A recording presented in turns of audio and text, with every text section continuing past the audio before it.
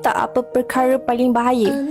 Perkara paling bahaya bukan bila hidup kita susah, tapi bila kita tinggalkan solat, bila kita tak baca Quran, bila kita jauh dari Allah, tapi hidup kita baik-baik saja.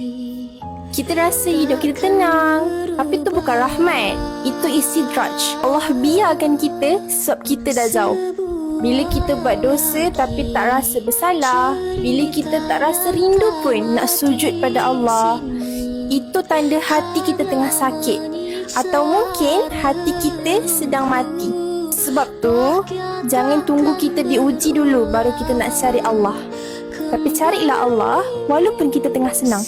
Sebab solat bukan satu kewajipan je, tapi solat tu adalah pertemuan yang paling indah antara kita dengan pencipta kita.